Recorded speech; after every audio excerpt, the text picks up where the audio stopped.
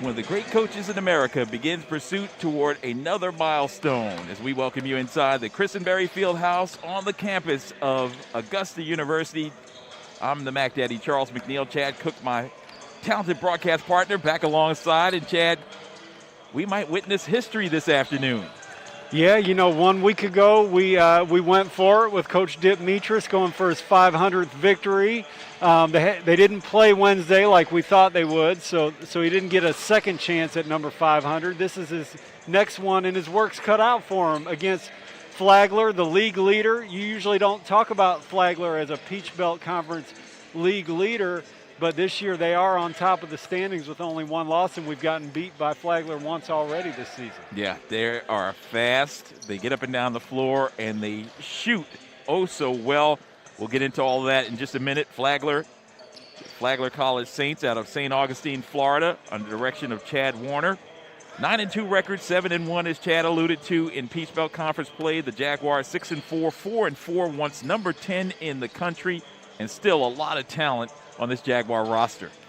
That's right. Augusta, as you mentioned, number 10 at one time, and then almost the exact moment we received that number 10 ranking, we also received news that 5 of our players, including 2 of our starters, were out for the season. So, that changed the whole dynamics of the season, and what you have now is a team that's 4-4 in Peach Belt play, and that's knocking on the door of this team's potential, I would say. So when the season began, you would say, okay, after 8 games, they should be 7-1, 8-0. That's the kind of team that everybody expected from Augusta. But now, once that news hit about so many players being out for the season, being 4-4 at this point is I won't say it's as good as Augusta could hope for, but it's definitely not a failure in any way. So every game's kind of a 50-50 proposition, and that's what we have here today. 4 more games left in the regular season following this one, the next big encounter. Of course, we talk about the arch rivals. It doesn't get much better than USC Aiken and Augusta, and that one's coming up right around the corner. That's right, Wednesday. So, 2 home games, the only 2 home games left, unless one of the games that has been canceled gets rescheduled. That would be Clayton State we're hoping for. But as far as we know right now, there's only 2 home games left. Today's one of them, and Wednesday's the next one. And, so we have limited opportunities to be able to watch these guys in person. But, everybody else who's watching here today has had no opportunities to watch these guys play in person. So we're lucky no matter what. Best seats in the house, as we like to talk about in our podcast. We call them courtside seats, and you'll talk about Dip Mitras tomorrow as we'll do our taping and hopefully get our second podcast underway. And we've got a little extra time because on this particular occasion, the net came off the rim, and so it needs to be adjusted. So they're going to get up there, and our public address announcer, I believe, is going to actually do the honors, or at least set it up for someone to do the honors. Well, no, the designated net fixer is O'Neal Armstrong, the former point guard for Augusta University and the current assistant coach. O'Neal's a master at this. He did it a couple of weeks ago on the other end.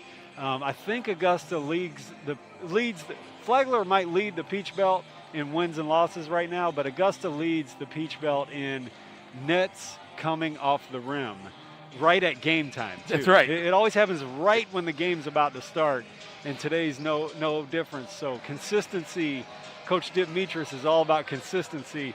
I don't think he meant this kind of consistency, though. Well, I know that you are a veteran television guy now, and I've been around for a minute or two, and one of the things they tell us in the business is always have plenty of film material. They call it vamping. And, of course, we're going to lay out and vamp a little bit as O'Neal Armstrong fixes the net. He had to fix it when we won the championship in this facility. Remember that? And Dip danced around, and it was just so much fun. Did his best Jim Valvano impersonation on that particular occasion. We've seen Dip in costume, coming out with the leopard or the Jaguar suit on occasion. So, this is not unfamiliar territory for us to have some cool things to talk about. But let's talk about the Flagler team right now. The Saints, we said 9-2, 7-1 is their record. They won 7 consecutive games, Chad, 4-2 on the road. Their biggest wins so far this year, a 92-73 victory over Central Michigan back on December the 2nd. Yeah, Flagler, if I'm not mistaken, obviously Central Michigan's a Division I team, and I think they beat another Division I team. They did. Would that have been a Florida school? Stetson, maybe? Did they beat Stetson? I got to look back at that. Yeah, sorry. I don't have the master in front of me. I didn't mean to ask you a question that I didn't know the answer to already. You're but fine. What I'd say about Flagler, in addition to a couple key wins and leading the league in wins and losses, Jazik Lottie is the best player in the Peach Belt Conference. He's number 4 for Flagler. Everybody will want to watch Jazik Lottie closely. We ran into Lottie on the road in what would have been the second Peach Belt Conference game of the season for us, and he was outstanding. He transferred from Arkansas Little Rock. He only has 1 year to play now because COVID and waivers and whatnot. This year doesn't count against anybody's eligibility, so he'll actually play for 2 seasons at Flagler. We'll have to deal with him for, at least, counting today, 3 more games, I guess. And he's outstanding. He's a shooting guard. He can shoot it from deep. He can get to the bucket. He's a great passer. He's a fluid player. If it wasn't for me being such a big Augusta University fan, I would be thrilled to watch Jazik Lottie play here today. As it is, I'm kind of dreading watching Jazik Lottie play here today. I was going to say, you actually took the next question I had for you out of my mouth. So, again, that vamping, you were right on top of it. Now, as far as looking at their record, they had a contest against Florida International University, which was another D1. Is that who they beat? No, they lost to them. So the game you were referring to was in a previous season. All the rest of their games have been Peach Belt Conference affairs. So just 2 games outside of the Peach Belt. Okay. And one of those was a loss, and, of course, the other, the victory over Central Michigan, 92-73. But looking at their overall mark, overtime is as close as they've been to defeat. That in the USC-Aiken game that was played just back at the beginning of this month on February the 3rd. That was a 69-65 victory, only a 4-point win for them at USC-Aiken. So maybe coming into the CSRA might give them a little bit of kryptonite. We might be able to knock them off as the Giant is in here. And then we talked about their other Peach Belt Conference loss at North Georgia, 66-63. That happened back on January the 6th. So we'll find out what happens in a moment as we get the starting lineups. They'll be rendered by our public address announcer, Jason Shearer. Does a wonderful job. And Chad Warner's 5 on the floor will include number 20, that's Spencer Bain. Joining him out there is number 10, that's Lawrence Slim. Number 23, Jalen Barr. Number 1, Derek Ellis Jr. And the aforementioned Jazik Lottie. A wonderful scorer. And we'll try to hold him in check as the women were able to do in their first contest, as they held the leading scorer for Flagler's women's program, Tori Pierce, averaging 18 a game. She was held to just 10 in that contest.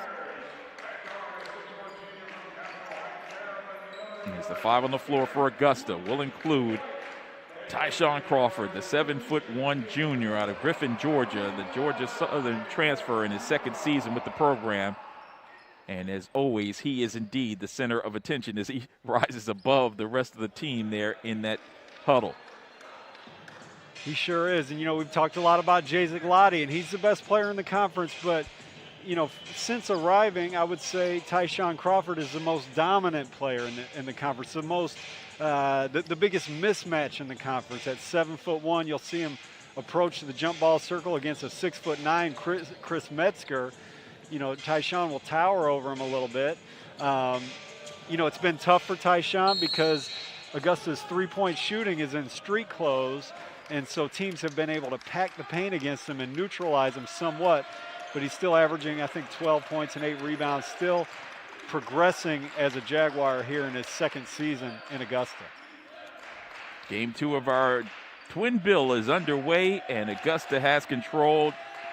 Tyree Myers running the point duties. He's out there with Lee Fleenor getting the start. Timmy Sellers out of Glen Hills High School in Augusta, Georgia.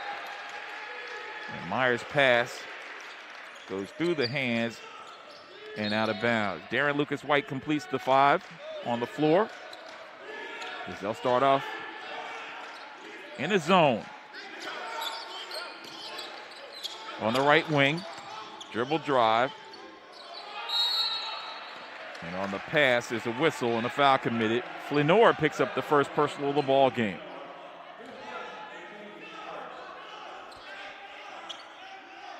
So Augusta's going with Timmy Sellers as the 5th starter in place of his high school teammate John Whitehead. A much bigger lineup for Augusta with Sellers in the mix. 3-point attempt, a little strong, extra opportunity, no good. And now they get a 3rd attempt from the perimeter. There's a drive. Lost ball picked up by Sellers and the turnover. Myers. It's a few games short of that career high. Tremendous shooting performance. Put Augusta on his back and propelled them to a victory. Sellers. Lucas White, 5 seconds on the shot clock. He loses control, regains, 3 seconds, 2, 1. Jump shot in the air, front iron no good. And rebounded by Flagler.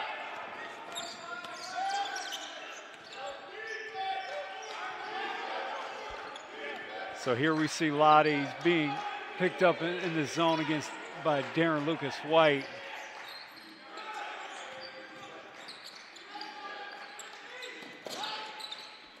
Kept alive as the shot clock winds down to 5. Beautiful jump hook knocked down by Metzger. St. Thomas Aquinas High School, Plantation, Florida. 6'7" senior, buried that one. He got the first points of the ball game. Just over 2 minutes in.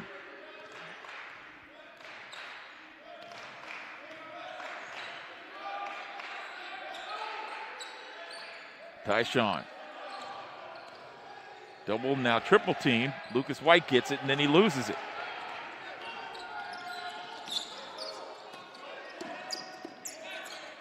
Into the post. Off the window. Metzger 4, Augusta nothing. Okay, Charles, I want you to watch something here. Watch when Augusta brings the ball up. They'll hold it until about the 12-second mark on the shot clock. And Coach Metras told me about this before the game. With such a short lineup, so short-handed, Augusta's going to take the air out of the ball and try to limit possessions. Back in the old days, teams would have played for, many minutes at a time with the ball, trying to use this strategy, but with a 30-second shot clock, it's much more difficult. Sellers elevates, and then the follow-up by Crawford. 7'1", 290 pounds of muscle and strength. Tyshon Crawford out of Griffin, Georgia.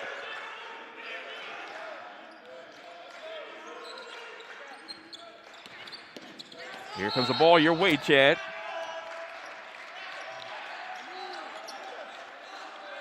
Perimeter defense in good shape. So this is the kind of thing, Flagler won't see. Most colleges teams won't ever experience a game where the team purposefully holds the ball for as much of the shot clock as they can on every single possession. So it'll take a second for Flagler to adjust to it. They weren't expecting this. 3-point attempt. Got to wonder how it will affect their rhythm, meaning Augusta's rhythm as well as the defensive rhythm of Flagler College. Lottie on the penetration, kicks it out on the wing, and now they find a wide open 3, and it's good. Well, so far the rhythm has been in Flagler's favor. If either team's in a decent rhythm right now, it would be Flagler. Augusta's yet to have a really good offensive possession. They got an open 3 a second ago by Tyree Myers. That was a pretty good look. Other than that, it's been a lot of broken play type action. Sellers gives way to Darren Lucas White to Myers with the shot clock down to 7. Tyshon gets it with 5 seconds. Powers in. Tyshon Crawford not to be denied. That's the strategy. Run that shot clock down and then exploit your advantage on the inside with Crawford. from the perimeter. Lottie. And over the backboard it goes. And we've got a timeout on the floor. 5 minutes and 3 seconds into this one.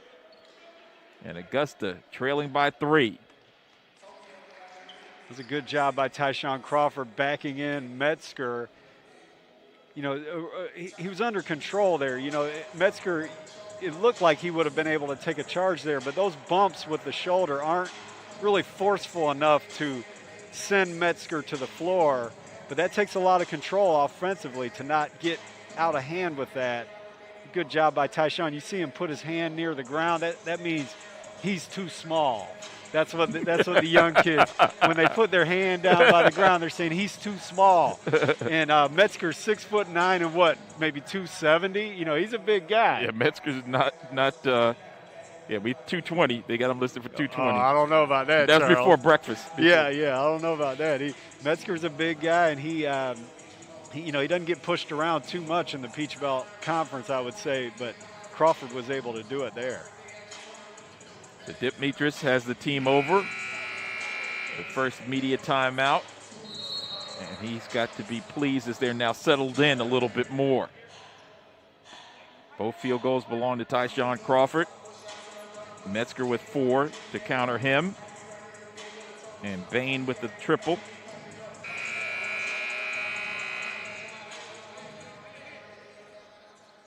It'll be interesting to see if Flagler adjusts its defense at all. They've been content to let Tyree Myers dribble the shot clock down out near half court. Looks like they're going to continue that practice here. I think Augusta has gone to Tyshon Crawford or tried to go to him in the post every single possession. We'll see if they're able to do it again here. Shot clock down to 9. Lucas White with the fall away. They're going to call a foul on the floor. That should go against Metzger. He must have pushed off against Crawford here. Let's see. Yep, that left hand. Not a lot, but from where the official was. Yeah, I wouldn't have liked the call if I were his coach, but he didn't argue at all. He kind of smiled like, yeah, you got me there.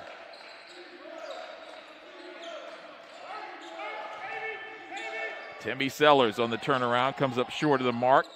Kept alive by Ellis Jr. It'll be Flagler basketball as there's a foul committed by Lee Flenor. Yeah, Timmy really short-armed that one, shot a little air ball from about 6 feet, but you could see the size advantage. When he turned around, shot over the smaller defender, his teammates are giving him some pointers here during the dead ball, and I think they're telling him, hey, you got him. Just go right back at him. He's got a big size advantage there. Perimeter jump shot in the air, no good. That shot attempt up by Chase Fiddler. Augusta with the board, and now they bring it in the front court. Trailing by 3. They'll continue with this strategy. Remember, small in numbers, as Chad alluded to. 5 players unable to play the rest of the year. And Sellers aggressive to the 10. And see, that was a little bit what his teammates were just telling him. I think they were telling him, don't settle for the jump shot against that smaller defender. Take it to the rim, and Timmy took it to the rim there.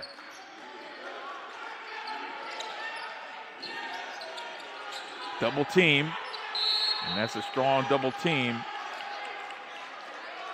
It was almost a triple team. Miguel Arnold's over there. He looked like he was adding a little bit to it.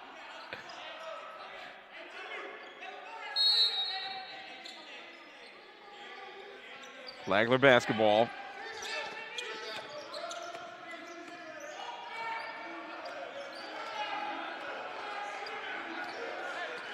The Saints. Lottie. Ball deflected. Lucas White wanted deflection off of Lottie.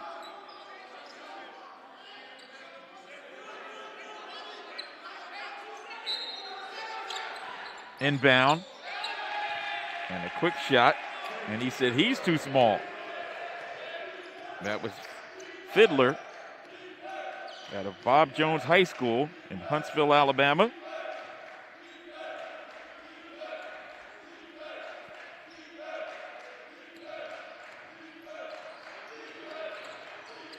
Lucas White. Now 11 seconds remaining. Myers with the right-hand scoop. It falls, and they say no basket. Crawford, see if he got a pinky on it. That's frustrating. You know, his coaches are giving him a break here, not jumping all over him, but there's no reason for Tyshon to touch that ball. The whistle's already blown. It could have rolled in. If it doesn't roll in, tipping it in doesn't help. The whistle had already blown. Myers knocks down the first.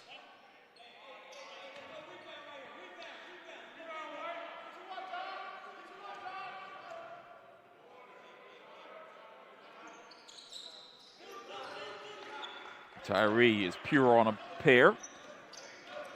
So Augusta down by 1. 12.5 minutes left to go in the opening half. Lottie, 3-ball. Short. Miguel Arnold enjoying that as he's standing.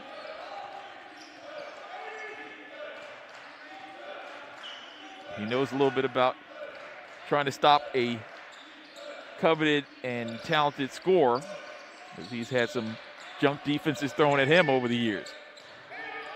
Crawford dumps it down low to Lucas White cutting, but before the basket score, there's a whistle. And there'll be a timeout on the floor as a foul was committed against Flagler.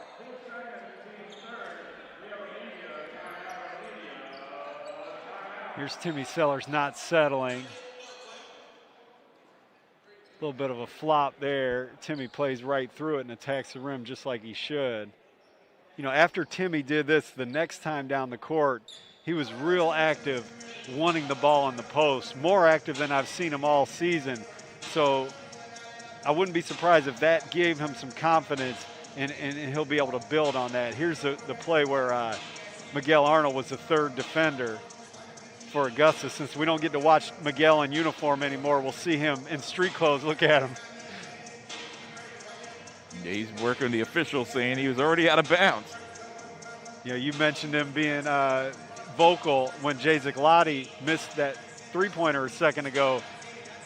You know, when I see Miguel being vocal while Jacek Lottie shoots that shot, I can't help but think, you know, Miguel was going to be the best player in the conference. You know, he was playing like the best player in the conference in those first 2 games this season. He lost 25 pounds in the offseason.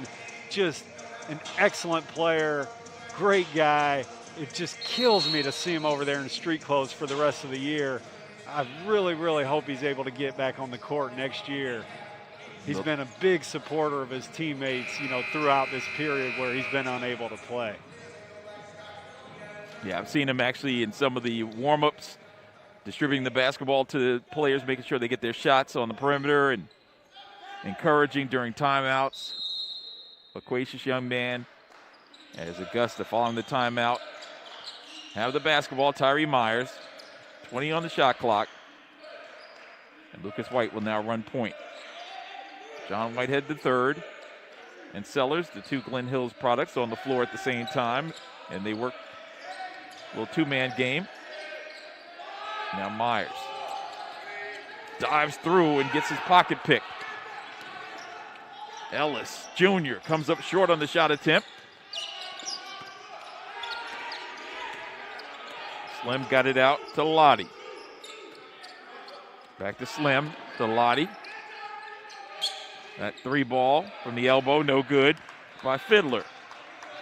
So after a somewhat quick start by Flagler, when I said Flagler is in a better rhythm than Augusta with this chopped up play, this chopped up style of play that Augusta has, you know, inspired here today. Augusta's the one that's kind of taken advantage of the different kind of play now. I'll tell you who, as we see Timmy. 3 seconds, 2 seconds. Myers launches. Here comes Lottie. Finish your thought, if you will. Yeah, and it's about Lottie. He's the one who has really not benefited here today. You see, now he's going to get to the foul line. This will be the first opportunity for him to really get on the board. His shots so far have come a little bit out of rhythm, catch and shoot threes. He hasn't been able to get to the basket like he does here. You see how difficult he is to stop. Beat Tyree Myers, one of the best defenders in the conference, beat him clean off the dribble, and then instead of getting his shot blocked by the 7-1 center, Tyshon Crawford, he gets to the foul line. So he's just a formidable player, but he hasn't been able to get a good rhythm so far here today. We're 9 minutes and 22 seconds into it, just scored his first point. So the strategy has worked well to keep him from exploding so far, but it'll be tough for Augusta to keep that up for 30 more minutes against Lottie. Yeah, 25 points a game score, 75% from the line, but he misses the second. A man who averages 25 points, 5 rebounds, 4 assists a game. Jack Johnson trying to chase it down, and Lottie throws it off his body. It'll be Flagler basketball. They lead by 2. Just under 10 and a half left to go before halftime.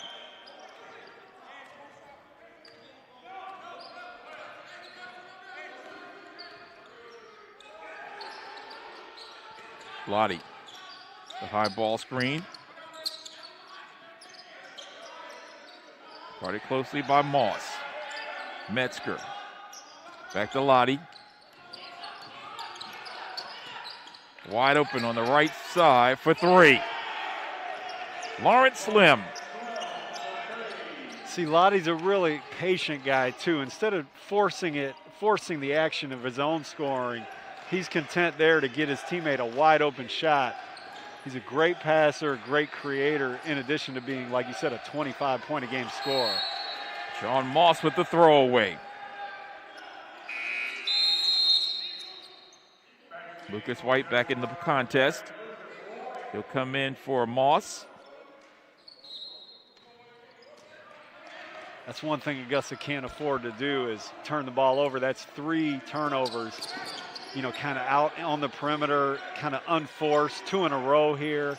One where Tyree Myers dropped a pass, and then one where Sean Moss tried to get a pass to Tyree and threw it out of bounds. Another perimeter jump shot put up. His team shoots 38% from three-point land, 49% from the field, averages 78 points a game, 67% from the free throw line, but they will turn it over, Chad, 15 a game. Tyree, shot attempt before the 12-second mark on that one, but he goes and gets his own. Yeah, and when he got it, he had another shot, but he backed it out because of this strategy Augusta's using. Tyshon Crawford with the shot attempt, tipped up by Lucas White. Jack Johnson kept it alive, and there's a whistle underneath and a foul.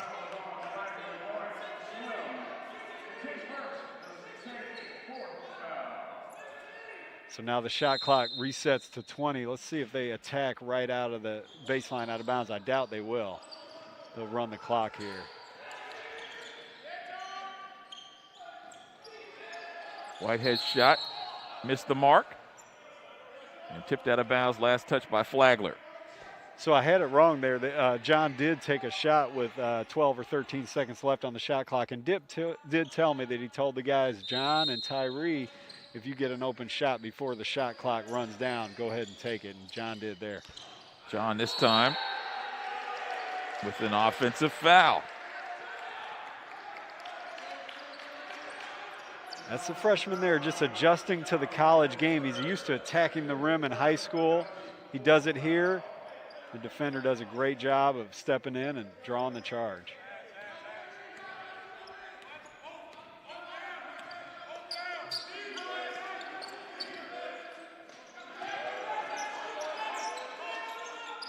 Metzger to Lottie. The free throw line with Crawford on him. Step back. 3 is in the air, and it's good. That's the best player in the conference, taking advantage of a mismatch against Tyshon Crawford, just backing up, creating enough space to get it released. And then you got to do the hard part and make the shot, and that's not so hard for Jay Lottie.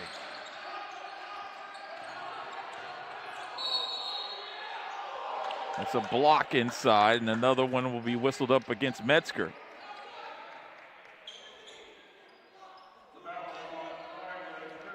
Here's Lottie here, just, you can't chase me down. That's what he's saying to Tyshon Crawford here. He just can back up faster than Crawford can get to him. Here's Lottie again, being patient, not forcing his own, getting his teammate just an easy jump shot.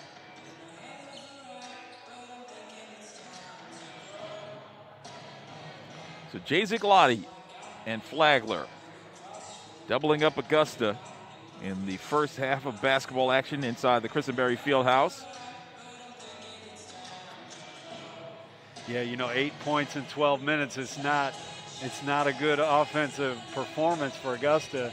You know, you expect the output to be low when you're holding the ball, but in addition to that, Augusta really hasn't gotten many quality offensive possessions. The best action they've gotten is when they can get the ball into Tyshon Crawford. You know, with only a few seconds to work with on every possession, Augusta doesn't have kind of the perimeter one-on-one scorer to give the ball to in a short clock. So it's not surprising that they would struggle a little bit. But, you know, Coach Dimitris, he's just looking for something to, you know, that he can grab onto and maybe get an advantage over the other team, disrupt their rhythm.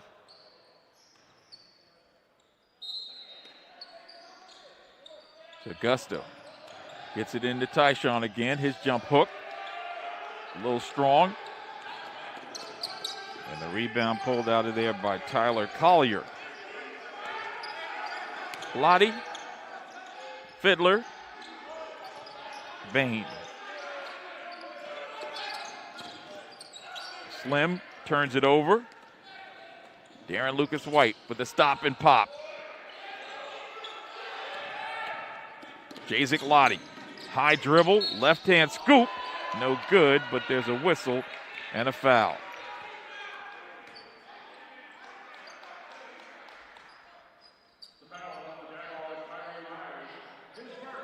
So number 2, Tyree Myers picks up the foul. It's his first, team's 5th. And Jazik Lottie will head to the line. Such an impressive play there by Lottie. He's dribbling the ball with his left hand, going through the middle against 2 guys, and he scoops it from the left-handed dribble. Doesn't put his right hand on the ball, scoops it up. And you see that kind of stuff all the time in like the NBA. You don't always see that in college ball. Lottie, transfer from Arkansas Little Rock, really good mid-major Division I program.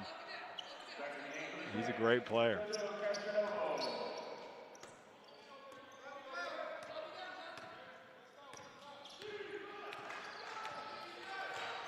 So Jazik Lottie now with 6.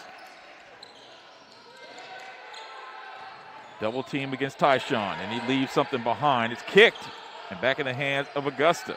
Whitehead, the third, right up against the defender, and he charges for the second time in the game. Yeah, and that's the same defender. That's Lawrence Slim. He's the same guy that took a charge on John earlier. So excellent scouting on the part of Coach Warner and his team.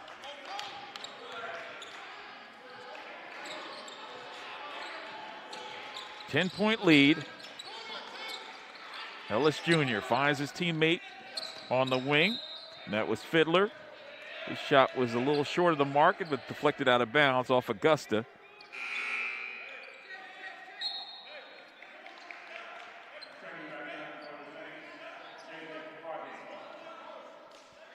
Jazik Lottie was out for about 30 seconds and back into the game. And he'll get the inbound. Finds a wide open teammate, Bain for 3. Shot attempt no good.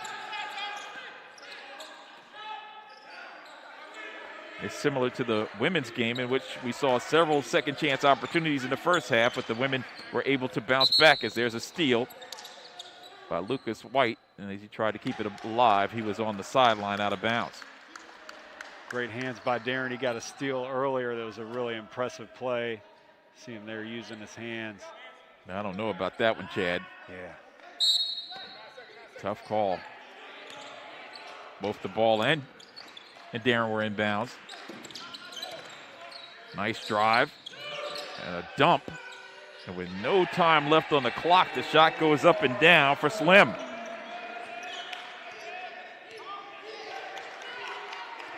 Slim's second field goal.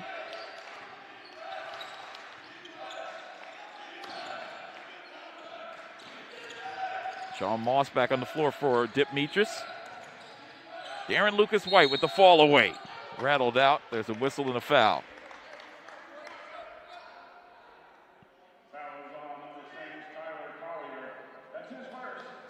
Darren's been on the attack on the catch. That's the first time he kind of got something good out of it. He's got Lottie guarding him. Lottie's doing a good job. Darren, he's definitely Augusta's leading scorer, one of the leading scorers in the conference. On the season, Augusta averaging 75 points a game, shooting 47% from the field, 36.5% from three-point land, 73.3% from the free throw line. They grab 37 rebounds and dish out 14 assists a game. Darren Lucas White on the board.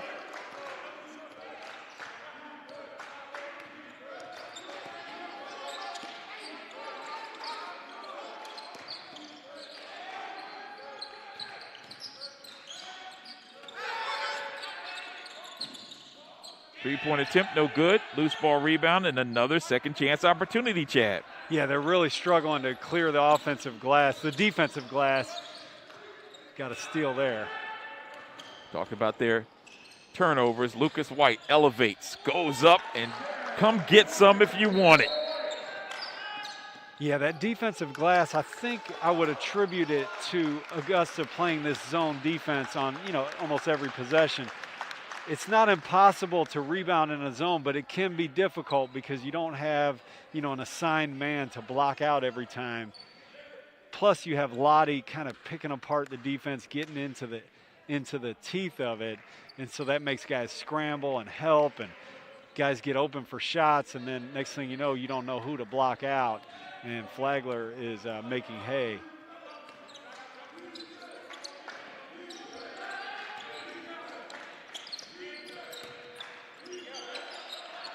Ellis Jr. Bain. Back to Ellis Jr. In the corner. Collier had it. There's a collision, and Sean Moss picking up the offensive foul. So even though Augusta's struggling offensively, struggling on the defensive glass, and turning the ball over more than they would like, they are getting some plays on defense. Caused a turnover there. Darren Lucas White and Tyree Myers have each gotten a steal recently, and the one that Tyree got led to a Darren Lucas White layup, but we're going to have an illegal screen here. Tyshon Crawford picking up the foul. That's his second. So Jack Johnson will come in to spell him.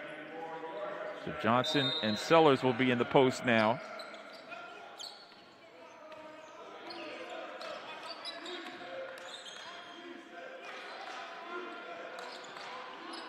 Lucas White goes down into the 3 position.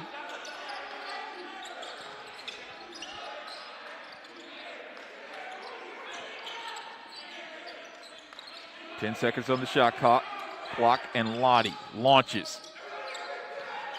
Good tip by Jack Johnson, and he gets the board. Tyree Myers and Darren Lucas White are really getting after it defensively in this zone. Myers made Lottie take an extremely difficult shot there.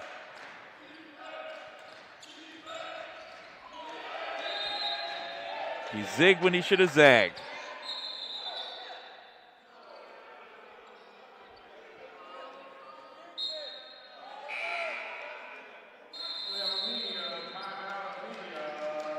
Any other time, Darren Lucas White might break back door, but not on that instance, as the throwaway creates a turnover. 3:54 left. We've got a timeout on the floor. Augusta now trailing by 8, 20-12.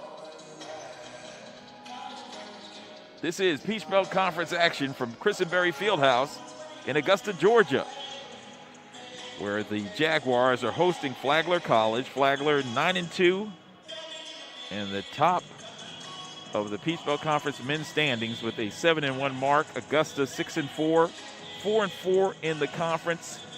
And they're coached by Dip Metris with 499 victories, looking for number 500 here this afternoon on a rainy afternoon in Georgia. And chilly, I might add, as well, but inside climate-controlled Christenberry Fieldhouse, where the only spectators are members of the media and the women's basketball programs for both teams.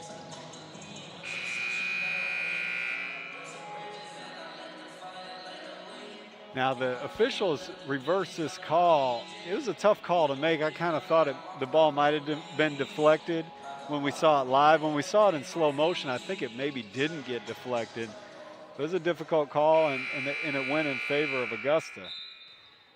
14 seconds on the shot clock.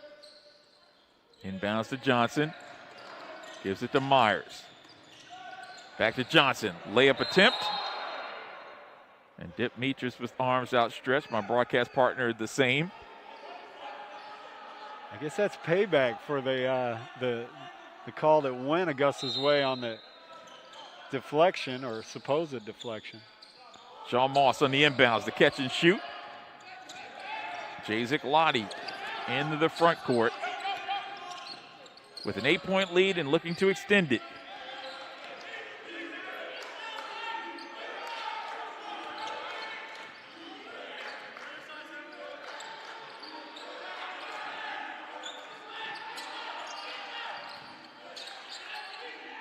Post pass.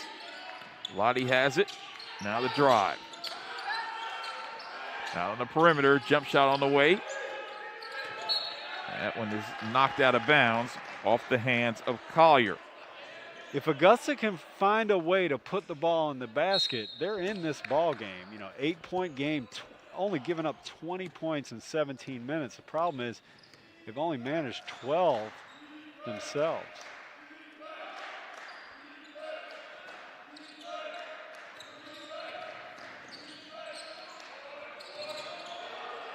Perimeter shot not working. Lottie takes the action to Sellers and company, and Timmy Sellers will pick up a foul. You don't see Darren Lucas White get blown by very often, but Lottie sized him up there and beat him hard left. You just really don't see that unless you're talking about this guy, number 4 from Flagler. He's struggling at the line. This is the second time in 2 weeks, and the second time in 2 games for Augusta that they've played against a really, really good guard. Last week it was Alfonso Willis who came in here, made 12 of his 19 field goals, scored 29 points against Augusta in a win for Young Harris against the Jaguars. 7 points for Lottie. Of course, their team knocked off the then number 10 rated team in all the land. Augusta at their place, 70-64 back on January 13th. And I remember that game distinctly watching it on the Peach Belt Conference Network, Chad, because they actually had fans in attendance as Timmy Sellers dropped it home and their fans stormed the court.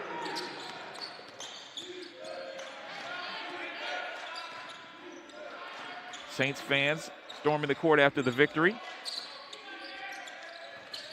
That one rattles out, and Sellers with the board.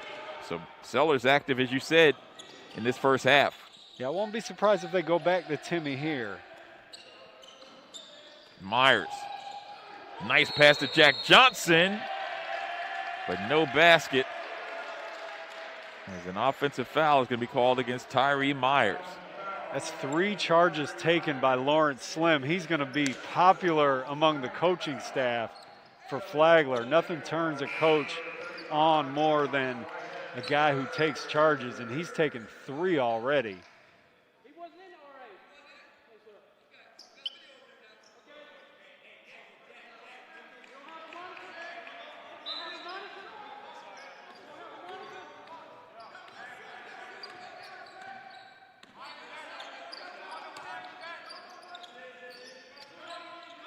You know, when you add the 3 charges to the other turnovers, that tells a lot of the story about why Augusta's struggling so mightily offensively. That's a 3 put up by Fiddler. So now Flagler has knocked down 4 3-pointers in this first half, and they've extended their lead back up to 10.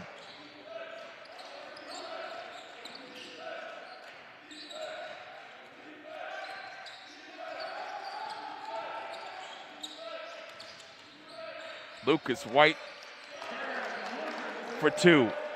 Ever the competitor, Darren Lucas White is not going to go down without a fight. Difficult shot there. He's made a couple of those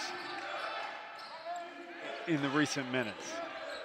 He's got 6 to lead the scores for Augusta. Jazik, Lottie, Ellis Jr. Left side 3 and a kiss to the coaching staff and a technical foul for your troubles. Chase Fiddler with the 3 ball. Count it, plus the tech against him.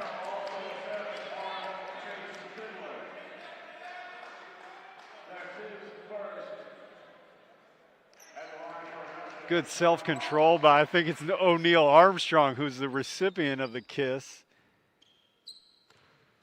Kind of has to get under your skin when you're over there and you get one of those. Sean Moss burying the technical free throw, his first point of the game.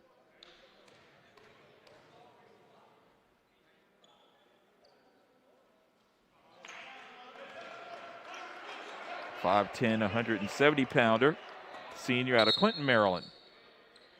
Sean's done a great job this season, you know, stepping up, filling in with more minutes than we've seen him receive in recent years, and done a great job making shots, playing good defense, just doing everything he can to help his team get a win. 4-second differential between shot and game clock. Lucas White, Sellers, gathers, elevates, and knocks down another. Timmy Sellers. Love to see it from Timmy Sellers, the Augusta native, getting his first start of the season here today. And he gets the loose ball to end the first half of play. So Sellers everywhere for Augusta, as he's got 3 field goals, 6 points in all for Timmy Sellers. Consensus top player in the area just a few years ago, as Sellers works and gets inside and elevates to throw down 2. And then on the other side, shows his patience. Actually, that's Tyshon Crawford with a little patience as he goes in with the power job. More highlights from this first half of play. Lucas White with the yo-yo dribble and knocks down the 15-footer as Augusta playing extremely well to cut it to within 7 down the stretch, and much more of a low-scoring affair than I would have expected, Chad. No doubt about it. You know, you take the air out of the ball and you limit possessions and you get this kind of thing. You know, Augusta can't be disappointed in holding Flagler to 27 points in 20 minutes. They've got to find a way to put the ball in the basket themselves. The good news is when you start the second half, you get Tyshon Crawford back on the floor, who sat the last 4 minutes of the first half. You get Lee Flanor back on the floor, who sat seemingly the last 19 minutes of the first half. He picked up a foul on the first play, and I kind of missed his second foul, but it was early because we haven't seen Lee in forever. Lee averages 14 points and 10 rebounds per game. So you get those 2 guys back on the court. You've got Timmy Sellers going already, and so there's your inside attack. Darren Lucas White has made a shot or 2 recently. The one guy who hasn't really gotten anything going at all for Augusta so far is Tyree Myers, but we know he can get it going. So all is not lost when it comes to Augusta's chances here today. But 20 points in a half is not going to cut it. And so we'll see if they can get going offensively and continue to limit Flagler to, you know, very low output on the other end. 20 minutes in the books from the Christenberry Fieldhouse. Augusta trailing 27-20. This is Peach Belt Conference basketball action on the Peach Belt Conference Network. Stay with us, everyone. We'll be right back.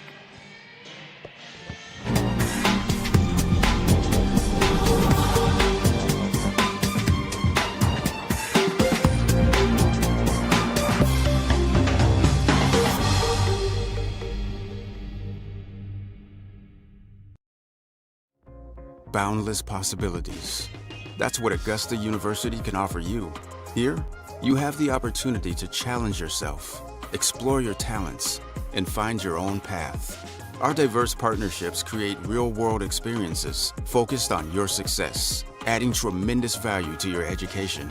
Discover your boundless potential at Augusta University. Be boundless. Learn more at augusta.edu/be-boundless.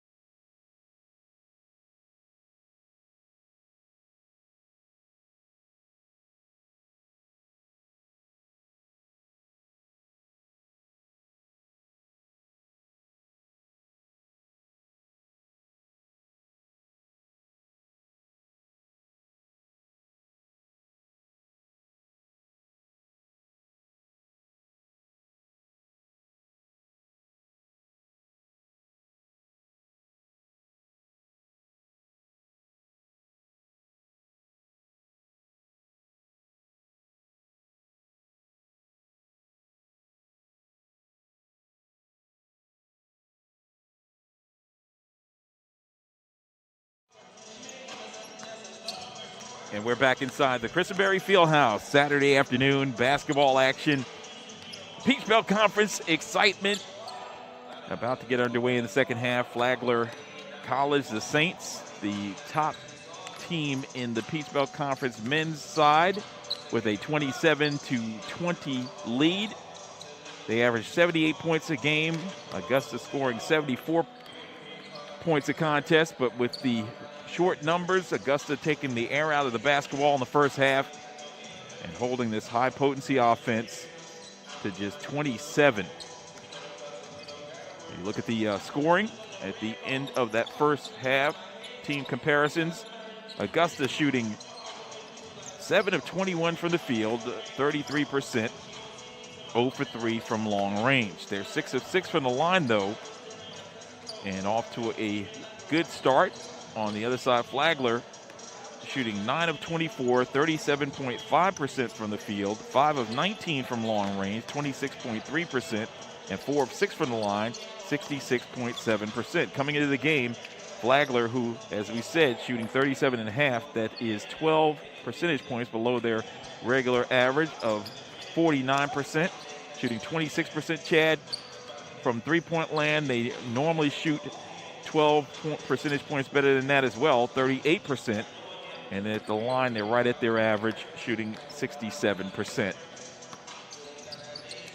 Yeah, I've said it a number of times now that Augusta's, stalling the ball has affected Flagler's offensive output. Only 20 points in the first half. Augusta held Flagler to, I want to say it was 29. If not, it was maybe 30 or 31 in the first half in their first meeting.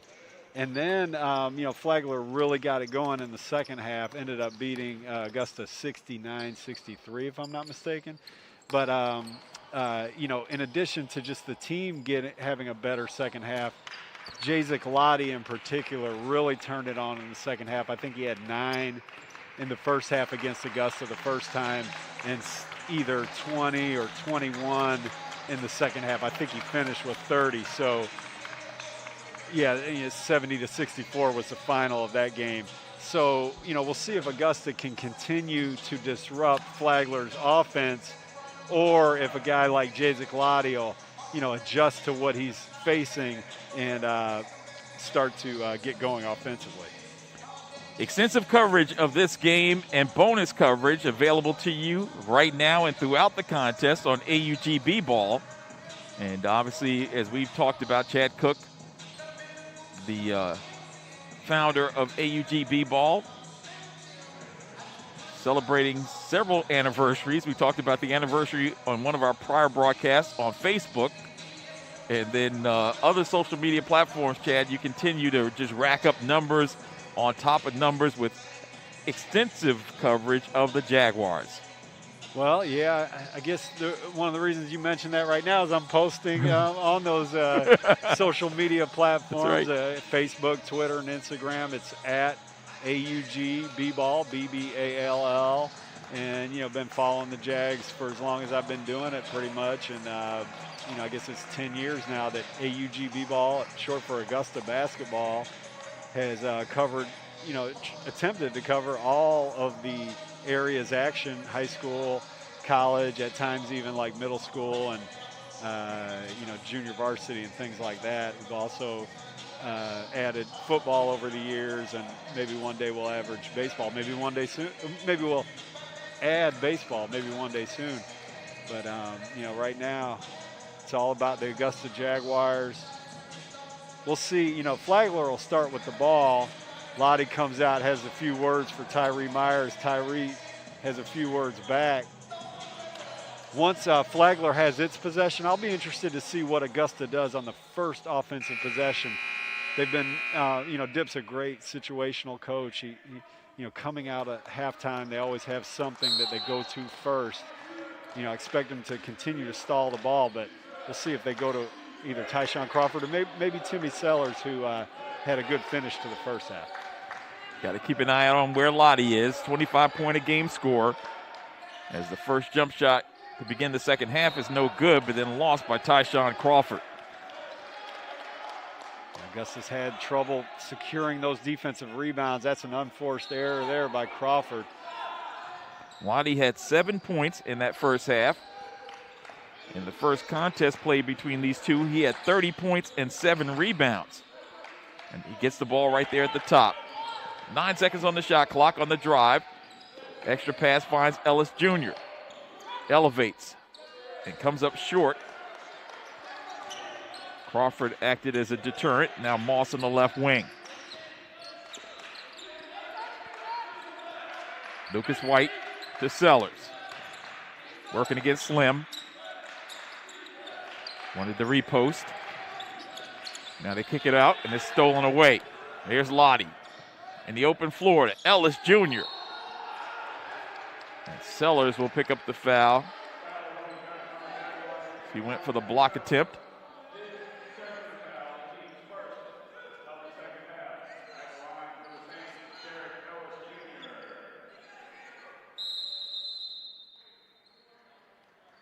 Demetrius gets a warning.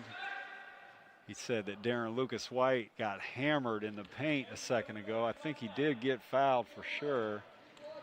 Refs missed that one. Ellis Jr. misses the free throw. Senior out of Hartford, California. Transfer from Mercyhurst. He knocks down the second. So Augusta went to Timmy Sellers on the first offensive possession. Let's see if they go again or if they look for Crawford this time.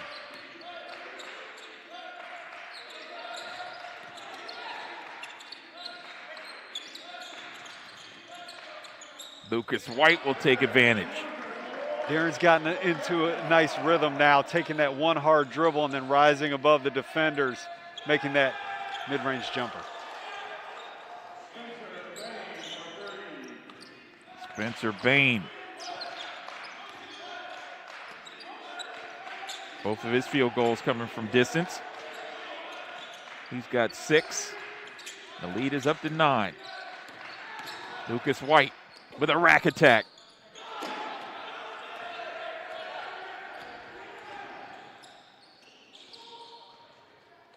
Ellis Jr.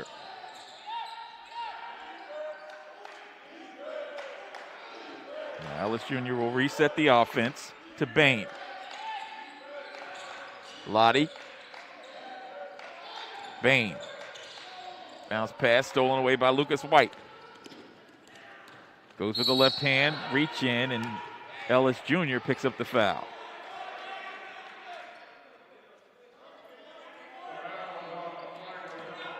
Darren's wearing his heart on his sleeve here. Goes at 2 guys, gets fouled. Here's his exasperation. I think he thinks he was fouled earlier. I know he believes he was fouled a few possessions ago on the play. Now see, earlier Dip said that Darren got hammered. Darren's frustrated after that call, thought he got fouled even earlier than the whistle blew. And you see the referees, they put him on the foul line for 2 shots. I don't think Darren was even close to attempting a shot on that play, but they give him 2 shots. That's one of those plays where you know, kind of a make-up call, make good call. Is he in the, I mean, that's a stretch. No. He made the first, missed the second. Sellers was fighting for the rebound, but pulled out of there by Ellis Jr. Lottie to Bain. Metzger. Correction. Metzger's teammate there, that's Slim. Now Metzger. Got it tipped away. Tyree Myers sliding into second base, but couldn't save it. Tyree with a smile there. He and Lucas White are just laying it all out on the floor. You see him here come out of nowhere, get the deflection, get on the floor. Oh, man, that looked like it was good to me. Now, one thing with these 2 guys, Tyree Myers and Darren Lucas White, whether or not the shots are falling, they're always going to compete. They're always going to lay it all on the line. Ellis Jr. with the elevation.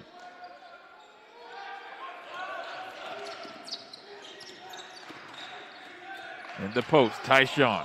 Oh.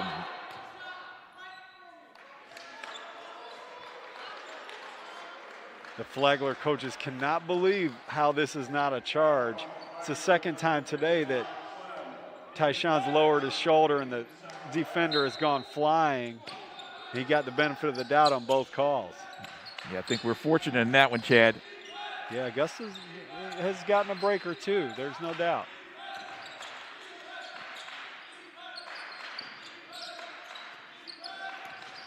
Tyree with the pull-up.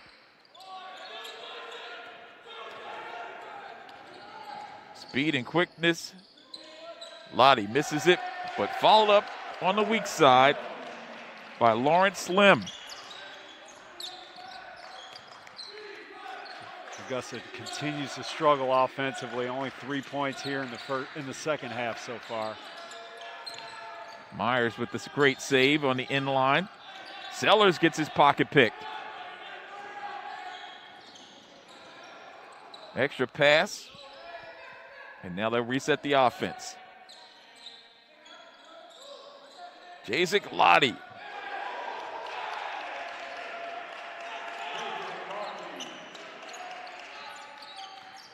Extending lead to 13. We talked about it in the onset, Chad. You would not believe coming into the season, Flagler, a contender for the title, knowing what kind of heavyweights exist in the Peach Belt Conference, but they put together a fabulous team that works well together. Lottie loses it. Oh, out of bounds. Thought that was last touch by Lottie, but they said Tyshon touched it last. And we've got a timeout on the floor. 15 minutes and 40 some odd seconds left to go. In regulation, 13-point lead. That's the thing about Lottie. You know, you're not going to hold him down for the entire game. Kind of sizes it up there and makes it. Gives Flagler a 13-point lead. 13 points is a huge lead in a game like this when the points are hard to come by. This is Augusta's only field goal of the second half. Darren Lucas White doing a good job coming to a jump stop and elevating over the defender.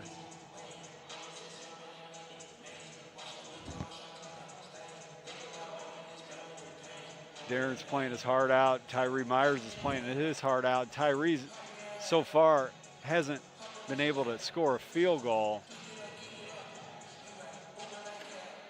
Pretty sure Sean Moss hasn't had a field goal yet. You know, if guys like and then John Whitehead as well. So if Tyree Myers, John Whitehead, Sean Moss, one or two of those guys can start making some shots, the game could change. You know, the momentum could change, but as we stand right now, a 13-point lead is a giant one. Yeah, one other guy is Lee Fleenor, has yet to score. Fleenor tied for second on the team in scoring, averaging 13 a game. He's back on the floor after a lengthy rest. And there is a flying slam by Fiddler. And the lead is 15.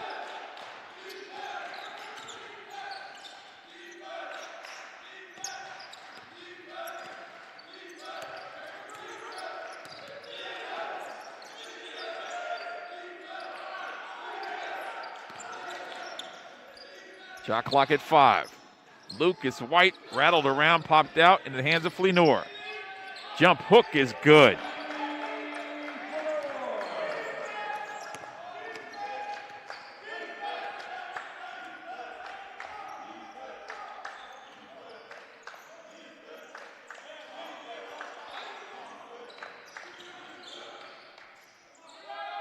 Fleenor with the board, and Augusta wants to run. Lucas White on the dribble penetration goes off the window. Lottie crosses him over and takes it to the basket, can't finish. Metzger working against Fleenor and gets the visitor's roll. You know, with Augusta trailing by 15 now, I think I've noticed 2 changes in Augusta's attack. They're going to go ahead and play it out, not try to stall the ball. They're going to play offense as usual, and then on defense, they've gone to a man-to-man as well. Tyshon wants it, has to pop out to grab it. Now the double team, he gets rid of it. Shot clock at 5. Nice move by Tyree Myers. His first field goal. And then right back down the other end is Fiddler. And Tyree Myers makes his first field goal of the game, but, you know, being the point guard, getting all the way to the basket and then going to the ground after releasing the ball kind of probably did a number on Augusta's transition defense, and Fiddler able to come back and get an uncontested layup on the other end. Lucas White with the jump hook.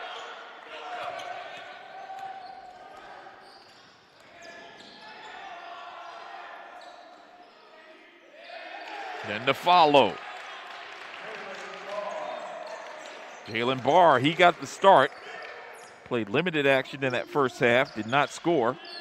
He gets on the board for the first time, and the lead is 17.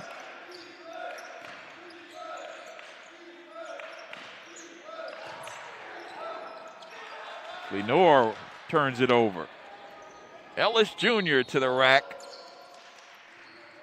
He goes down hard. It's up very gingerly. It seems to be okay.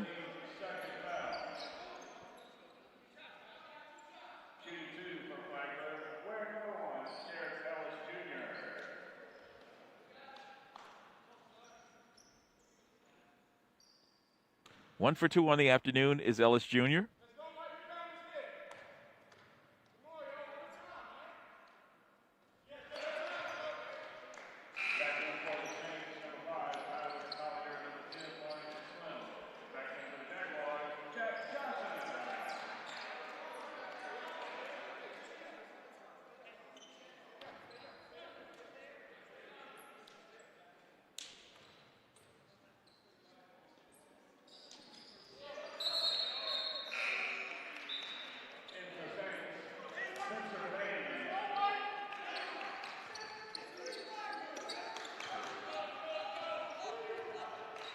Ellis Jr. with a pair of free throws makes it a 19-point game as Myers launches from the left wing, a 3-ball, and he's hacked in the act and will get 3 free throws.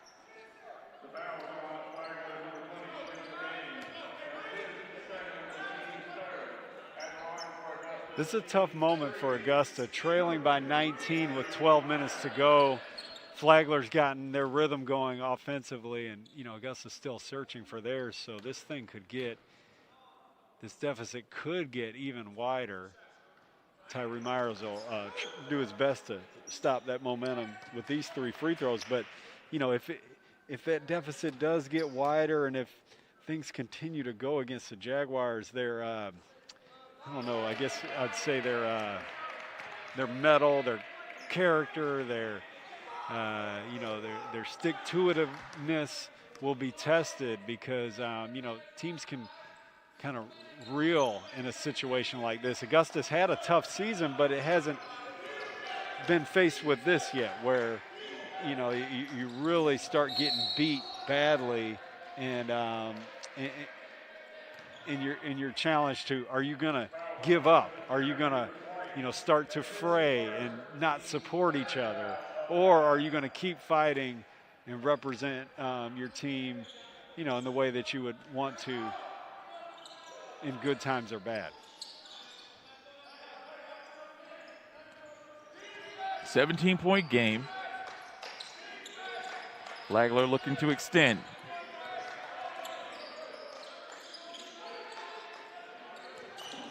Slim.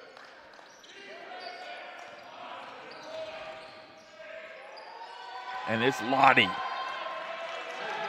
Averaging 25 points a game. He's got another field goal. Just his 3rd field goal of the game. Give him 12 now. Myers with the answer. That's something Augusta has started to do with their lack of scoring on the roster. Take Tyree Myers off the ball, and that curl move that he just made, catch and shoot off that curl, has been something he's been successful with. So that's 2 field goals here in the second half for Tyree. Myers now with 8. Lucas White leads him with 9 as Flagler with a field goal. 4 points for him. He can get a stop here. Count the basket and a foul. So this is the kind of stuff that Jay Ziclotti is just kind of separates himself from the rest of the players in the conference with what he's able to do. And going against the best defender in the conference in Darren Lucas White. Scores with the inside hand, left-handed layup. Here he is again, got 2 guys on him. Lets one clear and then gets all the way to the bucket. Darren can't believe it. He said, I didn't touch him. Here's Lottie again, against Darren again.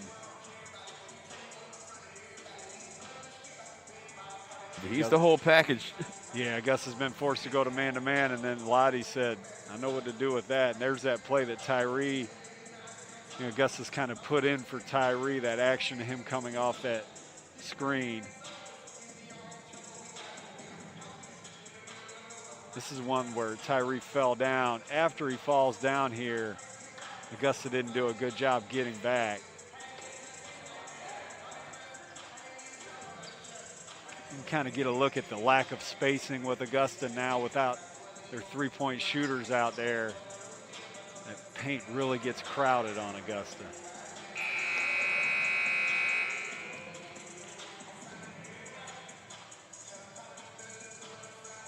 Just defensive breakdown on that one. Led to the backdoor feed and a slam dunk. Fiddler and company looking in complete control, up by 17, but still plenty of time left on the clock. And we've seen bigger comebacks from Augusta over the years. 3-point play is completed. 17 points now in the game for Lottie, averaging 25 points a contest, had 30 points and 7 boards when we met them in the previous meeting, a 70-64 loss at their place. Whitehead, the third on the floor with Lucas White and Tyree Myers at the guards as Lucas White drops it home. It's a beautiful little floater by Darren. He turns right around and gets ready to guard Lottie on the other end. Switches with Tyree there. First player in double figures for Augusta with 11, and they get an answer. The Fiddler. He's got 13. Yeah, Fiddler's feeling it. He's the guy who shot that kiss earlier. Flagler sandwiched between 2 defenders.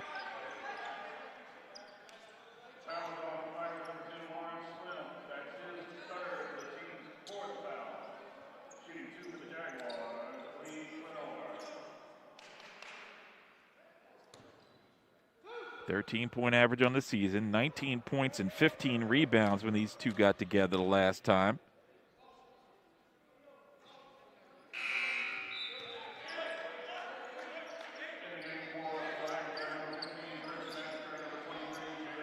Jack Johnson will check out. Tyshon Crawford back on the floor.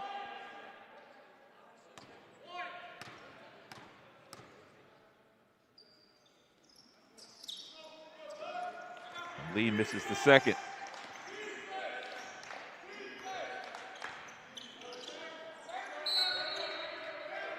We got an offensive foul.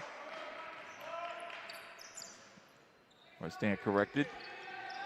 Just a turnover. Whistle. Crawford. Lucas White, left wing corner, Whitehead. Rebound, Crawford. Working against Metzger and Lottie with the jump hook. Short, kept alive. And that's deflected off Flagler. It'll be Augusta basketball.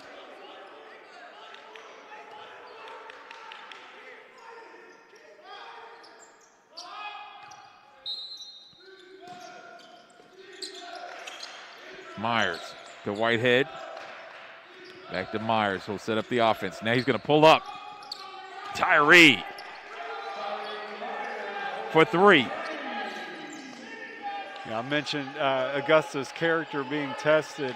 Guys like Tyree Myers, Darren Lucas White, Lee, Flagler, Tyshon out here. You know, I think they're going to pass that test just fine.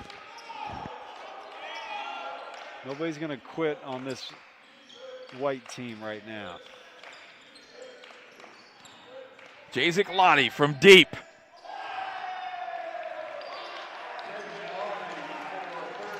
Jacek Lottie pointed out Troy Cracknell for some reason on the bench after that one. That shot reminded me of a shot from Alfonso Willis last week from Young Harris. Just a dagger type 25-footer, step back.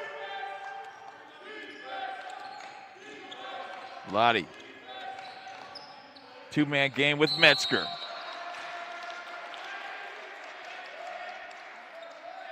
Now Flagler and Lottie having conversations. Look at this from Lottie, a step back from about 28. Let's see if we get the point. Yeah, he pointed at Troy Cracknell for some reason.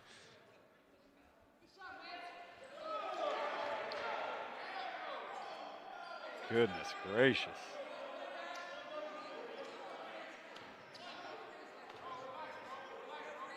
First time at the line for Metzger, and he throws up 2 bricks.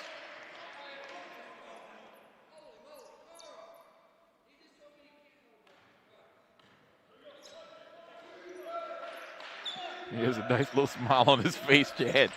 Metzger, as Myers looks for another, and he's got it. Tyree for 3. Back-to-back, 14 now to lead the Augusta attack.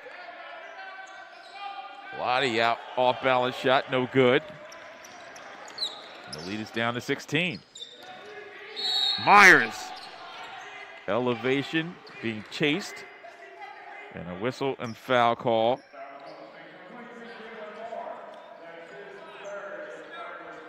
Tyree's moved off the ball here in the second half, and he's starting to pour it on offensively.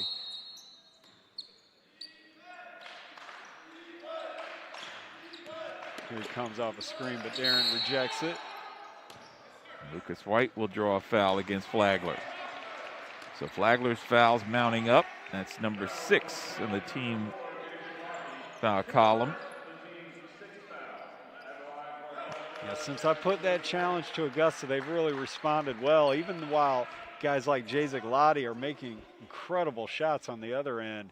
Augusta's just hanging around. If Darren can get this one to fall, cut it to 15. You know, it was 20 just a moment ago.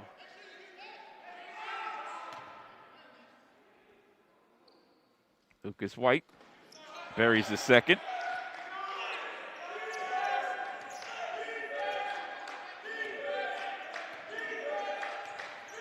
So 12 for Lucas White.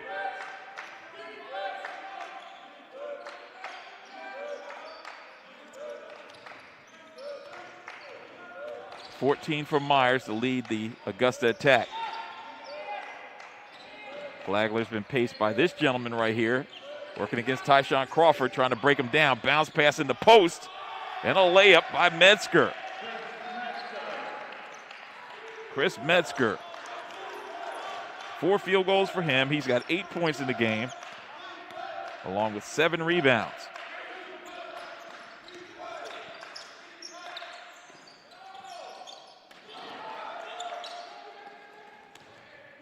Ellis.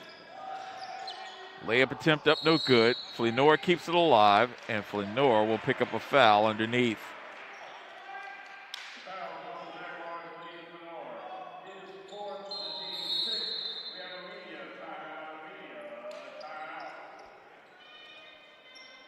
Poor Tyshon Crawford there on an island against Jacek Lottie. Did everything he could, but Lottie was just a little too crafty for him.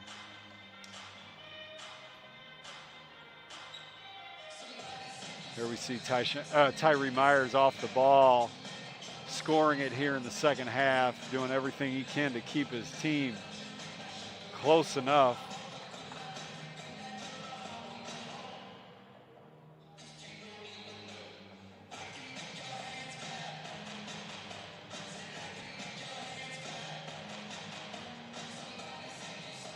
There's the fiddler.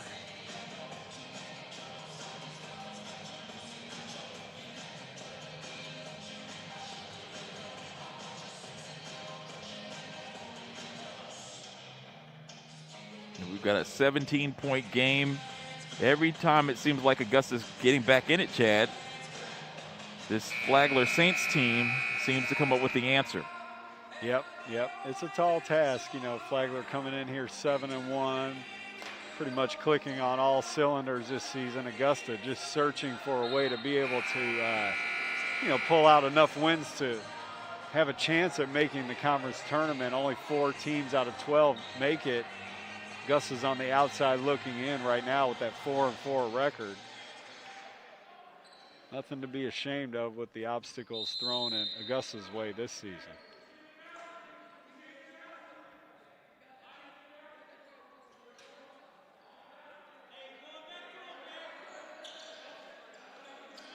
Saints basketball.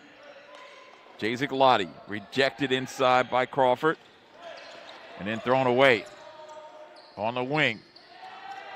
Drive and a kick. And Lottie will use some clock. Inside of 7 minutes left to go.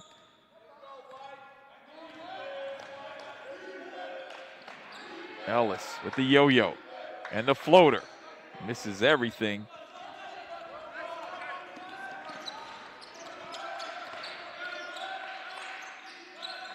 Crawford in the paint.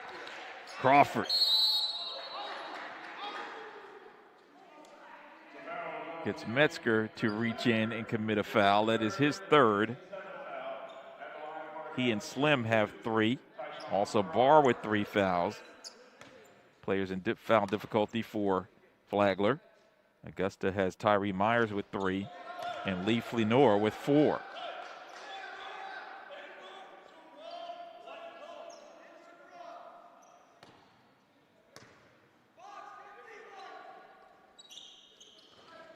Tyshon buries the second one.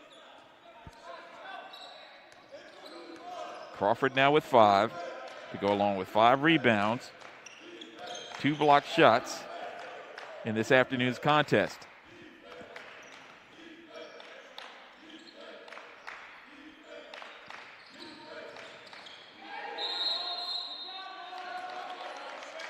The pick and roll. Offensive foul is called against Metzger. That's his 4th. It was a good job by Sean Moss taking the charge from the much bigger Chris Metzger. He's in the right place at the right time, and then he was also willing to take the contact.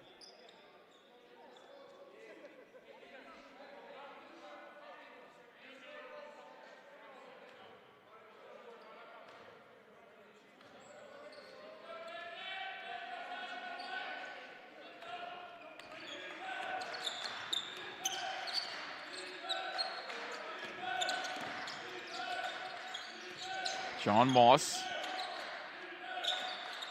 Lucas White. Now Crawford.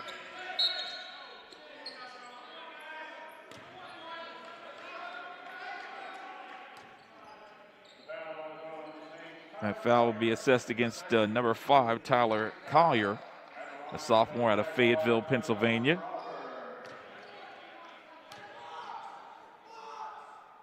Crawford back at the line. Lenore with the board. His shot attempt is a whistle and a foul committed against Flagler.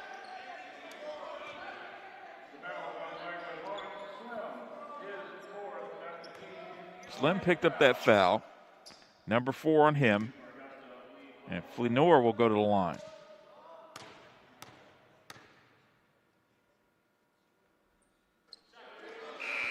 One for 3 on the afternoon at the charity stripe.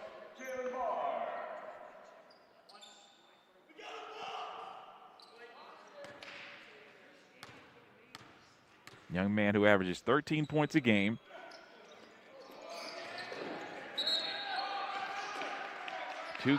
Three guys actually hit the floor on that possession on the miss. And that foul will be assessed against Augusta on the loose ball, so Flagler will go down and shoot free throws. Flagler now with 10 team fouls, Augusta with 7.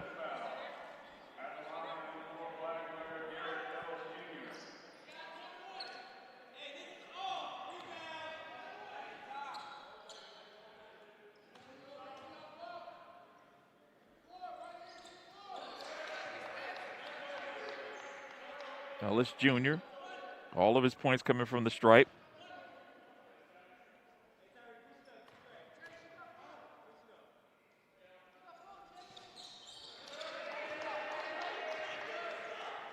Ellis Jr. with 5 out of 6 from the free throw line.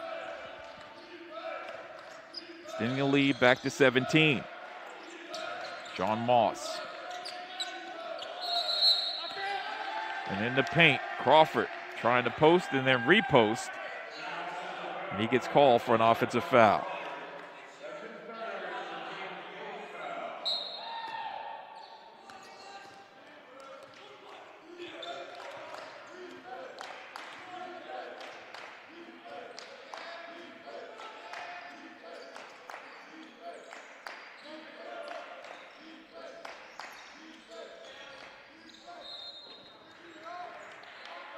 Lucas White deflected it out of bounds.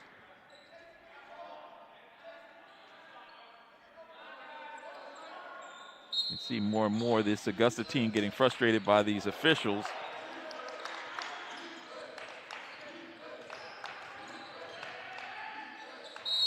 Lottie got too deep,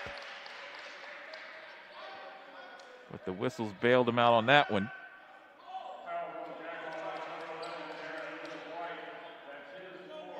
As Lucas White picks up the foul.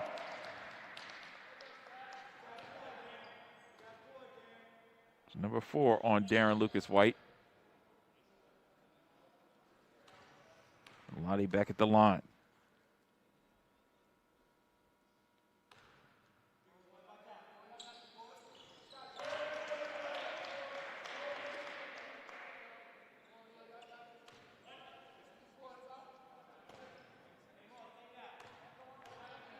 $19 points now for Lottie, along with 5 rebounds and 3 assists. Lottie now 7 of 9 from the charity stripe. He's got 20 in the game. And Tyree Myers. That's that curl action again. Tyree's really gotten a rhythm going here in the second half.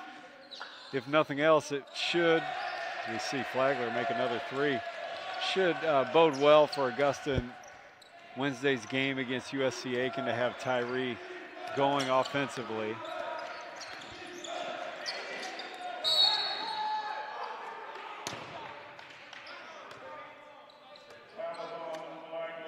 You know, there you had Tyree running off a screen and, you know, attracting attention. You see him coming there, and his man, or Lee Flanour's man, is distracted by Tyree, wants to help his teammate manage that screen, and that leaves Lee Flanour wide open, and Darren Lucas White did a good job of recognizing it and hitting his teammate.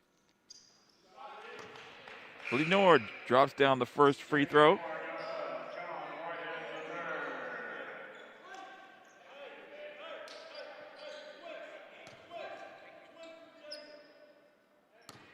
Two of 6 at the line.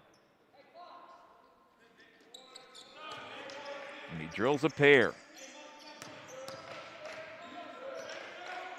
7 points now for Flanour. 66-48.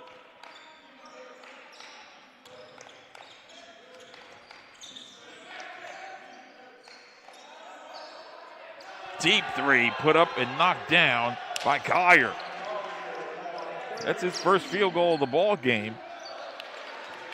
69-48, the Saints trying to run away with this one inside the Christenberry Fieldhouses. There's a steal.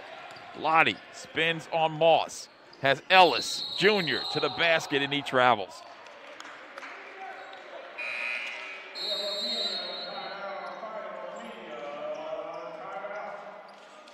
The under 4 timeout comes with 3 minutes and 45 seconds left in the second half. And Augusta trailing the top seed in the Peach Belt Conference. Flagler College, the Saints, with a 69-48 lead. As we hear from Lenny Carlson over Chad's shoulder, adding some energy. Former coach at Augusta as well, and a guy who knows quite a bit about the game as he's been watching some of this talent over the last several years and helping to elevate Augusta College and Peach Belt players into professional ball as well. As he added his insights. We've oftentimes had special guests that jump in, and Lenny is definitely a guy who can add some unique insight. Yeah, I had to take off the headphones to hear what Lenny was telling me, and so you might have covered it already, but we interviewed him earlier in live practice earlier in November, and he described his role with a sports agency, his role scouting college players and giving his opinion on which players are likely to be good professional players. And so he was particularly interested in seeing Jayzik Lottie here in action today. He wasn't, in all honesty, at halftime we're going to see Fiddler get a dunk.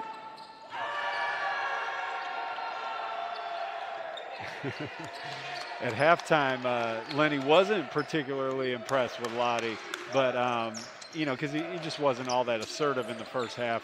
But he just came up and said, that guy can really play, after watching him here in the second half. Whitehead misfires, but Jack Johnson with the finish.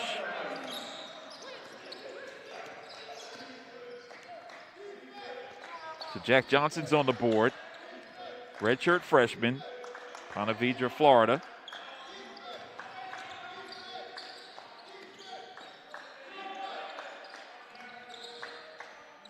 At the top, he hit a 3 from there before. And now Augusta running. Darren Lucas White. His scoop no good, rebounded by Sellers. That one's followed up by Whitehead. That basket will not count, as Sellers will go to the line to shoot 2.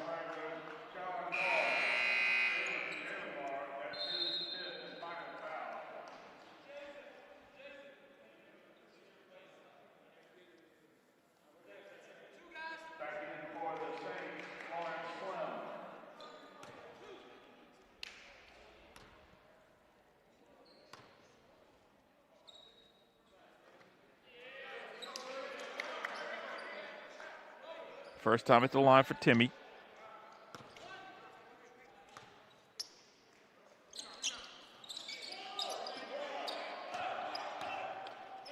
And Lottie with the board.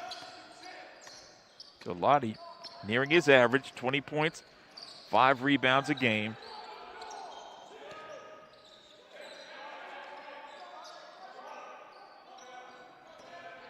Correction, 20 points and 6 rebounds in this game. He averages 25 a contest and 5 boards.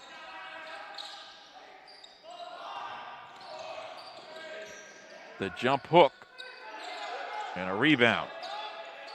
Slim kept it alive for Lottie. Look at a fresh 20 and work some clock as we get inside of 2 minutes left to go in regulation. Lottie, Euro step, left hand layup is good. Count the basket and a foul.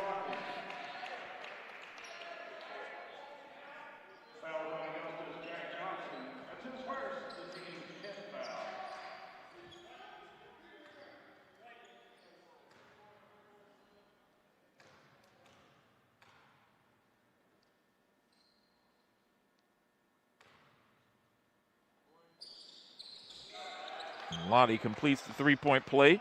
Now 23 points, just 2 shots, 2 points off of his average for the season. 74-50 is our score. Sean Moss, the senior guard, to Lucas White, and there's a steal. Stolen back by Moss. He wants to pull up. Comes up short of the mark. Thought he was fouled.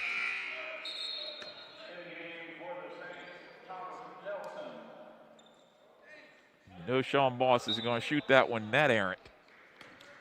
Yeah, Sean was looking for a foul. Demetrius is looking for a deflection, therefore Augusta's ball. neither one came their way. At the top of the circle, Thomas Nelson now off the bench, and Ellis Jr. with a triple. That's his first field goal. Waited nearly 39 minutes to score it. And with that, the lead is back to 27. In the corner, down low to Sellers, his jump hook. Shy the mark. And now we've got a timeout on the floor. Flagler calls it with 51.5 seconds left as they call it to empty their bench. The reserves are on for the Saints Brain Trust, excited about sweeping Augusta this season. They continue their mastery here inside of conference play. They will improve to 8-1 on the season in league play. 10-2 as that's another jump shot dropped down by the Fiddler. It's his third three.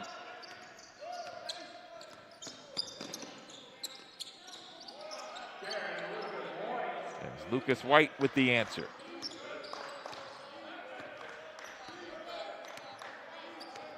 Lucas White with 14. We've got a 1 second difference between shot clock and game clock. Reserves not wasting any time. That's Thomas Nelson from the College of the Redwoods.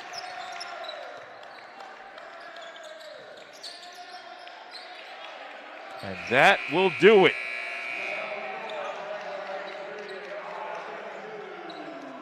It was a 70-64 victory for Flagler against Augusta when they met the first time. This time they lengthen their lead as they pull away for an 82-52 victory. Okay, Charles, I'm sorry to hurry through here, but we're going to talk with Dip. We appreciate him giving us that time after a big loss.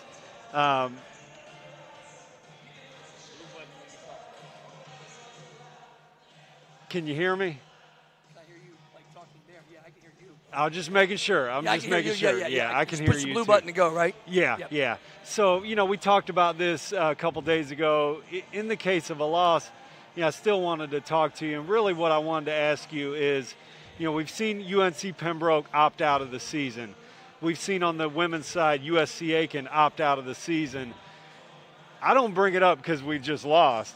I bring it up because, I see you guys fighting. I see 8, 9 guys, sometimes 7 or 6 fighting.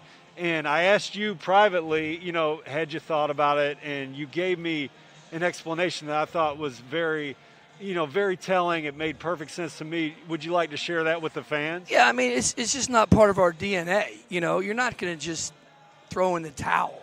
No, come on. Now, we got our butt kicked tonight, okay? I knew this was coming eventually. We had our worst practice of the year. But no, that's not part of our DNA. That's not our program's built on. That's not my career. That's not what we're about. So we'll battle to the end, and it was a bad performance tonight. I'm kind of glad nobody was here to watch it. So really disappointed with that. But no, we're not going to do that. That's everybody has options in this world, and one of them is I just don't think I don't know if I can use the word quit, but I mean, we're not going to throw in the towel here. That's what I'm going to tell you. And we threw in the towel tonight a little bit the way we played. But, no, we're not going to do that. We're not going to do that. Well, Coach, you came out in the game. You came out with a strategy of taking the air out of the ball, and it worked because it was a 7-point game. Yeah, it was a 7-point game. We were in foul trouble, though. That was the kicker. We had 2, Tyshon, Tyree, John, Lee, all with 2 fouls. We kind of made a decision, let's keep zoning them. Then we went man-to-man. They killed us man-to-man. We knew we couldn't guard them man-to-man-wise. So, yeah. We'll try anything to keep winning. Some people, we'll practice tomorrow. We play Monday, practice Tuesday, play Wednesday. So, it's disappointing. But, I mean, come on, man. It's basketball. We're getting a chance to play. And we didn't play well tonight. We'll have to address that. But, no, we're getting an opportunity to play basketball. And we're not going to do that, So very disappointed, but we'll get back to work. They're in the locker room right now. They're not taking anything off. We're going to clear up some things real quickly. When you mentioned we'll be back here to practice tomorrow. Absolutely. And something that you've said recently on your Twitter, you always share great things on Twitter. You said consistency is the secret to long-term success. Yep. I've heard you say you'd be surprised. We overestimate what we can do in 1 year. We underestimate what we can do in 5, 10 years. Yep. So that consistency is consistent with, as you put it, not quitting. So you'll be back here tomorrow. Oh, yeah, we'll practice tomorrow. We'll prepare for North Georgia. That ball screen continuity. We'll prepare for them like we're preparing any other game. It's tough. I hate it for Jared. Jared will hopefully get to play. He's coming off protocol. He's allowed to warm up tonight. Couldn't play. I'm going to stick him in there. You hate it for Moss. This is his senior year, but he's getting a chance to play. And we just don't want to have any residual effects. And that's what I'm going to address here in our locker room, okay? Yeah. And, the good thing is Miguel and Troy over there, like, they're keeping score, okay? Yeah. And, that they're that type of guy. So when a guy points them out after a three, they're going to remember that. Yeah, I mean, I give credit to Flagler. They kicked our butt. And it's very hard to explain to the new guys how excited people are to beat us. Yes. First time Georgia Southwestern beat us. First time Young Harris beat us in 5 years. First time, they beat us twice. Now we got swept. The new guys don't understand it. The older guys do. Yeah. That's why you see those, their effort's pretty good. But we were bad. We were awful tonight. And, we got to get them straight up tomorrow. Yeah. Well, good luck. We look forward to following you the rest of the way. And I for one, I'm happy that you guys continue to take the court until the end. Yeah, we're going to do that. We got North Georgia Monday, Aiken Wednesday, Lander Saturday. There's a rumor that Clayton's not making up non-conference games or games that have been postponed, so I'm not sure what's going to happen in that game. And then we've got Francis Marion, and then we're kind of dead there because Pembroke's not playing that last game. So I'm trying to find a game. To be honest with you, I'm trying to find a game that day. Right. And just to give Jared and Moss the opportunity to play one more time in college basketball. I don't think people realize, even though they were not good this year, dudes want to practice. Yeah. They want to play basketball. And I think sometimes people want you to throw in the towel. They want us to, we're not going to do that, man. That's not what we're about. We'll come in tomorrow and we'll get after it. If the NCAA rule hadn't changed, we'd be in here practicing at midnight. But the NCAA rule changed. So, fortunately for them, and we can't do it. And that's what I used to do in the past on something like this. But, it's a COVID year. We got to do what's best. You say you'd be practicing at midnight if you could. You said you want to make sure there are no residual effects when you go into the locker room right now. Do you want to share with us what you mean by that? We had a lot of things bad occur, but and we'll watch some more of the tape. But the bottom line is, we were bad tonight, and that's unacceptable. All right, and I think I'd be shocked if they weren't giving that lecture to themselves right now. Yeah. I'm sure we have some guys standing up talking, and but I'll make it pretty clear as well. I like I said, I'd be shocked if they haven't started talking about it already. Good luck, Coach. Yep. Thank you for talking. Thank you, Coach.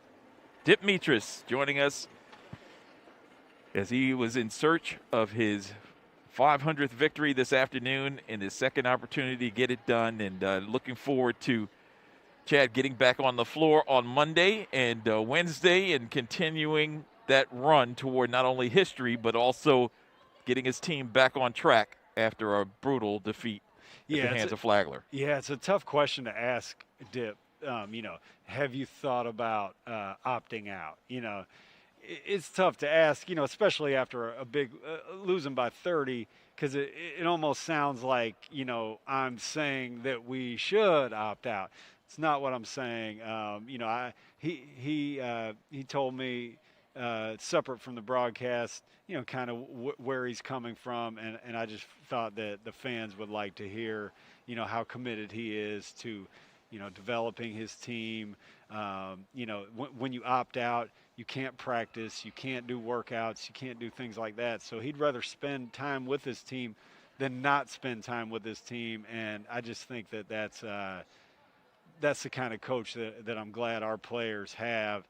And so that's why I kind of wanted to ask the question and let people hear the answer. Makes perfect sense to me. And I'll tell you what, Chad, I think that the program is better with Dip as a leader than they would be with anybody else in the country. This guy really loves this university, and he loves his players as well, and he's not going to let them settle for a performance like they had this afternoon. No doubt about it. That's I agree with you 100%. The program's in good hands with Demetris, and they'll bounce back. And I still don't even think any loss is anything to hang our heads about this year. The effort is what's important, and our guys will continue to give that effort as always. The final score, once again, 82-52. Augusta was led by Tyree Myers' 14-point performance, along with Darren Lucas White with 14. Flagler, they were paced by Jazik, Lottie really having a tremendous game, 23 points, and really most of that coming in the second half, along with 6 rebounds. And Chase Fiddler with 20 points, as he also contributed 1 assist along the way. So congratulations goes out to Flagler. They improved to 10-2, 8-1 in the Peach Belt.